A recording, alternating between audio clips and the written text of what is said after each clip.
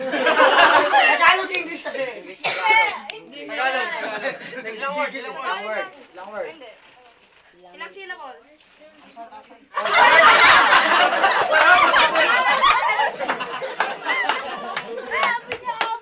Four words? Four letters? Four letters? Hanggang 3 minutes lang ha? Pusa. 30 seconds. Ulitin mo. Ay, doon na sinabi oras. Sige, 10 seconds. Pusa. No?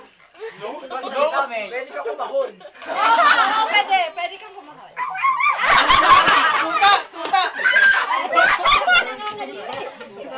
Matuta sa aso eh. Gigi.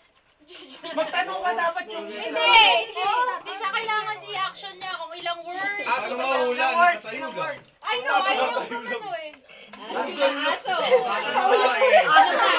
Ano second word? Ano ba, 4 words?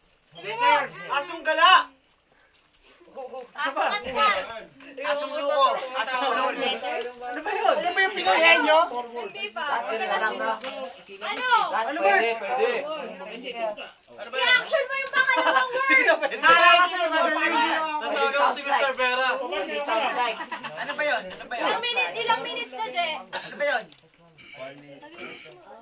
Sige, 2 minutes lang. Tuta ba ito? 2 minutes lang. Huwag kang mahiya, Robert. Nahiya ka Hayop lang. na hayop, diba? Hayop. Ako ba gumawa dyan, te? Baka naman sobrang hirap na. Ano ba ito?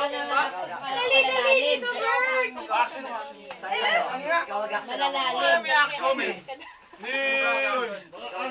Wait! Next tayo. Ay, ikaw, Christian. Ikaw na lang. Oh! Asong naghihingalo. Asong ulol.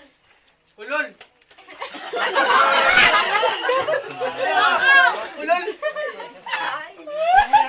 Langoy aso. Ilang minutes na? Ay, King. Langoy aso. Langayaso. Langoy aso.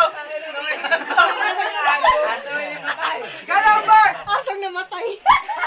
Naglalangoy yung aso. Yun, naglalangoy yung aso. Nalulunod na aso. Ay, Sen. Nalulunod ang aso. Hindi marunong si Robert. Asong di naliligo. Asong mabaho. Asong nalulunod sa pool. Ano ba yan? Nalulunod?